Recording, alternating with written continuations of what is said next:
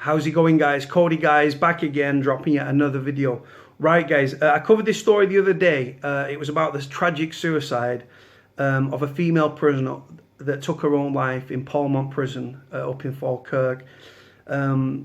She'd been sentenced to 2 years in prison because she was 20 at the time. She got behind the wheel of a car. She was under the influence of alcohol. She hit a 15-year-old boy and made off from the scene. She was only caught after people noted down her registration and passed it to the police. She was jailed for 2 years and sent to this Polmont prison, where she was initially in with the YOs, and then she was put into general population. 80% of her hair fell out because she was being bullied, and she tragically took her own life. Obviously, my thoughts and prayers are with her friends and her family. This was in June of 2018 that she took her own life. I believe she should have been in prison. Her friends and family and her family and stuff are campaigning, saying that because her victim's family, the victim who was 15, he broke his eye socket, I think he broke his arm. And his family begged the judge not to send her to prison and stuff like that, which was very understanding of them, because, like I say, a lot of people want to throw people away and lock away the key, don't they? But they begged the judge not to jail Katie Allan. The judge decided to do his own thing, jailed her, and she paid with her life because while she was inside, she was bullied relentlessly. Now, this story is from her mother, and it's in the Daily Mirror, and I'll put a link in the description below. And it says, the headline reads, "Mum's harrowing last meeting with daughter who lost 80% of her hair through stress before killing herself in jail."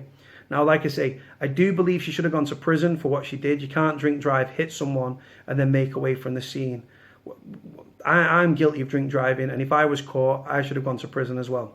I had no license, no insurance, and I was under the influence of alcohol. And I was over the limit. So if it was me in the same position, should I have gone to prison? Yes, I would have had no complaints, 100%. I didn't hit anybody though. But like I say, the fact it ended up with Katie Allan taking her own life is sad and tragic. And she's a very good looking girl. I'll put pictures of her at the start of the video. And like I say, my thoughts and prayers are with her and her family. So Katie Allan, 21, who took her own life in Polmont prison in Scotland, was serving time for leaving Michael Kennan, 15, unconscious in the middle of the road after hitting him. Her mum has spoken about her harrowing last meeting with her drink drive daughter who lost 80% of her hair through stress in jail before taking her own life in her prison cell. Katie Allan, 21, was serving time behind bars for leaving Michael Kennan, 15, bleeding and unconscious in the middle of the road after hitting him with her car while over the drink drive limit. Now her mum, Linda Allan, my thoughts and prayers with Linda and her friends and her family, has spoken about the sense of alarm she felt after one visit to Polmont prison in Scotland on Sunday, the 3rd of June. Katie's nature had always meant she protected her mum from the worst of the distress she was being caused inside HMP and Young Offenders Polmont. But that day, Katie couldn't hide it. Nobody could. The long blonde hair, which had made her stand out almost as much as her exemplary academic record, was gone. Stress-induced alopecia had caused 80% of her hair to fall out. The rest had to be shaved off. An appointment with a prison-appointed GP to deal with the condition had only made Katie even more distressed. Linda, a strategic professional advisor for the Scottish Government, and her son Scott immediately noticed the dark circles around Katie's eyes. They were signs of sleepless nights caused by a stream of shouted taunts from neighbouring prisoners. Katie had become a target because she was different, because she said please and thank you, and also because of her hair loss. And then there were the strip searches. Katie believed she was being forced to strip naked after almost every visit and found it humiliating. Her mum surmised that Katie's compliant nature was making her daughter an easy target for the wardens to reach their strip search quotas. Katie wasn't going to offer much resistance where others might. On one occasion, she had been strip searched in front of 6 staff as part of a training exercise. The wardens and trainees conversed as if she wasn't there. Against this background, the prison visit on a bright Sunday was particularly worrying, even against the desperate standards they had experienced since Katie had been sentenced in March. It was a difficult, distressing conversation for Linda with her beloved daughter, who was due to be released on tag in less than a month. It was to be their last. Linda said a few weeks into her sentence, Katie suffered from alopecia, which was triggered by stress. She started to lose her hair. Katie had lost it all by the time she died. She was bullied and tormented all the time by some of the other girls in her hall. When you read the Talk to Me strategy for suicide risk in prison, it has clear guidelines on the points at which people should be reassessed. But here we have a young woman who is distressed and petrified and whose hair has fallen out, who has been bullied as a result, all acute signs of extreme stress, and nobody thinks to assess her mental health. To be fair, prisons are full of prisoners with mental health issues anyway. The strategy also says there should be another reassessment after a court appearance. Katie had appeared in court by video link on May the 29th to withdraw her appeal against her sentence, but was never reassessed. She had lost 80% of her hair and shaved it all off. She was eventually allowed to see a specialist, but afterwards she was even more upset. She said she'd been treated like a piece of meat. But on most of the visits, Katie did her best to hide it from us. Katie smiled until the day before she died. One thing to bear in mind, Katie was strict searched after almost every visit. The searches were supposed to be random or intelligence-led, but it seemed to be her. Maybe because she was polite and she wouldn't complain, she was an easy target. There was an incident where they were training female officers and they chose Katie to be strip searched. She was absolutely distraught after because she was made to stand naked while they had a conversation. Myself and her brother went to see her on the 3rd. As soon as we got into the visiting hall, we knew something was wrong. She looked exhausted. She had big shadows under her eyes. We were sitting at a table with a female prison officer. I asked Katie what was wrong, and she said there'd been trouble in the hall that morning and girls had been put on report. Being a mum, I said, well, I hope you had nothing to do with it.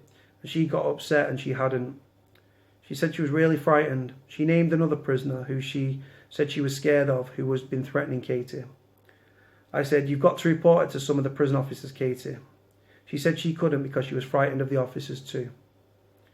She said she'd not been able to sleep for 3 nights because of the shouting and berating and bullying comments coming from other cells beside her. The abuse was partly because of her hair, but because she wasn't like them. I don't want to think that I am saying Katie was better than these girls, but she was exhausted. Katie had already been asked to be moved to a quieter cell, a request which had been denied by the prison. Instead, she remained in a room where she was exposed to the barrage of screamed insults. Crucially, despite some history of self-harming and multiple signs of distress, it was not suicide-proof cell. As remarkable, Katie had been deemed a risk. Linda and Scott tried to lighten the mood of the conversation. Scott joked that he could not bring industrial noise-cancelling headphones. He tried to cheer Katie up by talking about what she might do once she was home. Linda, who was an honorary clinical associate professor at Glasgow University, said, when Scott and I left the prison officer asked what was wrong. I got upset and said I was really worried about Katie's safety. I told her what had happened. She said, don't worry, and that she would sort it out. The next morning, police came to the door and told me Katie was dead. I was on my own. I phoned my husband Stuart to come home. We had to drive up to the school to get our son out of class and tell him. Then we had to go and tell my mum and dad. The next day we had to go to Falkirk CID to read the note that Katie had left. Talking about the suicide note, guys. God bless Katie. May she rest in peace. At that point, Katie's death was being treated like any other suicide. See, the thing is, obviously, she's aggrieved because it is being treated like another suicide, because it is another suicide. But obviously to her, she's not bothered about another suicide. She's bothered about Katie's. Any suicide in prison is absolutely shocking, and I feel sorry for anyone who suffers in that regard. I told the police about what happened on the visit. We had to go to Edinburgh to Cowgate to view the body. We were told that if there was a delay with the post-mortem, we might never see her again. The note said she was sorry that she couldn't go on, and that she was sorry for letting Stuart, Scott and I down. Prison just wasn't for her, and to be honest, she was really frightened about coming home. That was it. She hadn't signed it or anything. The following Friday, we went to see the Governor. We met Governor Brenda Stewart and Donald Scott, the chaplain. I had never met anyone as breathtakingly incompetent as the Governor of Polmont Prison. The first question we asked was who had legal responsibility for the safety of the prisoners in the establishment. I think it was 4 times we asked her. Eventually she admitted it was her. We asked who she had spoken to, who was on the duty the night that Katie died. She said she had not spoken to anybody. We asked her who in senior management has spoken to anybody. She said none of them. We asked who was responsible for speaking to people that night Katie died. She said it wasn't her job to talk to anybody. What a shitty attitude from a governor. They don't care, guys. Prisoners' lives are disposable. They don't care. We asked about what happened, and in response, she read a statement from Katie's personal officer. Katie had gone back to the hall after our visit. The female officer went back too. Everybody was locked up, and Katie was allowed to speak to her. She was really distressed. They spoke about what was wrong. They said they thought the best thing would be for Katie to move to the adult prison the following day. They had previously dismissed this as an idea, saying it would be too dangerous for her. They caused a young woman in a high state of distress, even more distressed, then simply locked her up for another night of torment. Anyone affected by the issues raised in this story can contact the Samaritans confidentially on 116 123. That's 116 123.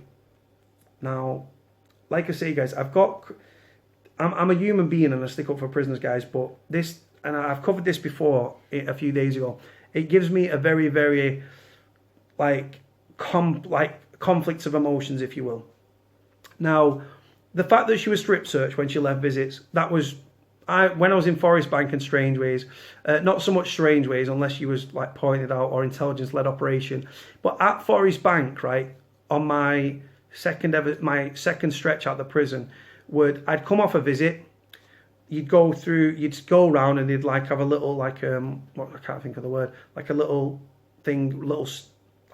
partition thing, and there was about 3 or 4 spaces, and when you get strip searched when you came off the visit, they've got to do strip searches, guys. It's some prisons do it more than others, some prisons don't do it, some prisons do it. When I used to come off visits at Forest Bank on my 3rd and final stretch, I wasn't strip searched. I'd stand onto a plastic crate, I'd put my arms out, they'd be patted down, they'd feel my pockets, they'd go all the way down, and they'd warn me. That would be it.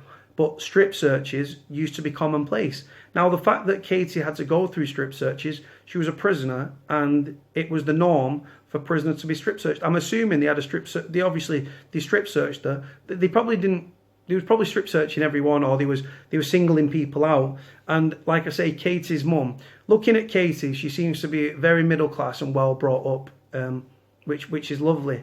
And like I say, I think that's why her mum's so aggrieved that she was locked up with these other women that are probably working class and, like I say, not as polite as Katie and stuff like that. And the fact that Katie, whilst under the influence of alcohol, got into her car when she could have got a taxi, ran a 15-year-old lad over, didn't know the extent of his injuries when she left the scene, but she carried on, she made off.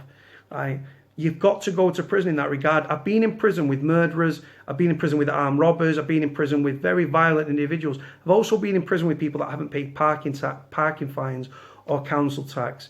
So a drink driver that hits someone and then makes off from the scene, should they go to prison? Yes, I believe they should. The fact that it cost Katie her life is absolutely tragic and beyond words. And like I say, the fact that she was bullied and stuff, if you've got a soft demeanour or a nice demeanour and stuff in prison and stuff, and you are you might have been wrapped up in cotton wool, you might have enjoyed the finer things in life, and then you dropped in prison and you may have been wrapped in cotton wool, you're going to become a victim in prison, because the prison population and the bullies on the wing, they're going to target the weaker members of the prison population. Now, I don't condone that in any which way. I actually got into physical altercations in prison because I stopped people bullying other people, because I don't like bullies. The fact that she lost 80% of her hair through stress is both a mixture of the prison, the sentence, and also the bullying within the prison. And obviously, like I said, she could have had underlying mental health issues which had never became apparent. When you go to prison, I don't care how big and how bad somebody is, when you go to prison, it can bring you to your knees. Some people, it brings them to the knees on an hourly basis. Some people, it's once every week, month, 6 months, 12 months. You know what I mean? It might be once in your sentence. You've got a lot of different, like I say, personalities within prison and stuff. And the fact that she was bullied so relentlessly and stuff, and the fact that tragically she was under a month away from getting a HDC or a home detention curfew, which to you on the outside that don't know anything about prisons, means you're going to get early release on tag. Do you know what I mean? I'm absolutely devastated for Katie and Katie's family. Will she get the questions that she desires from the prison and probation ombudsman and stuff? No. The prisons don't care. Female prisons, male prisons, governors, prison officers, they don't care. They might say they care, they don't care. And like I say, tragically, she's a very good looking girl, Kate, and like I say, my thoughts and my prayers are with her friends and her family. She should have been in prison, I genuinely believe that. The fact it cost her a life is absolutely sad and tragic, and my heart goes out to them. And if Katie hadn't been sent to prison and would have been dealt with it by another way by the court or the sheriff, I believe they call it, the judge up in Scotland, then she'd still be alive today. I genuinely do believe that. It's a sad and tragic case, and it breaks my heart. Bullying's vile, man. And like I say, there's no more, any problems you've got in life, when you're put in prison, it's magnified by about a million. Molehills become mountains, mountains can make your head explode. It is that bad. And the fact that she, like I say, she looks quite well to do, and she looks like she went to a private school and stuff like that, because she's been brought up the right way by Linda. God bless them. But like I say, God bless Katie, Allan. My thoughts and prayers with your family. I support your campaign up in Scotland and stuff. Do what you're doing. Sadly, tragically though, I don't think it'll make a difference. But God bless Katie, Allan, may she rest in peace. And my thoughts and prayers are still with your family a few months on. Like, comment, subscribe. Cody out.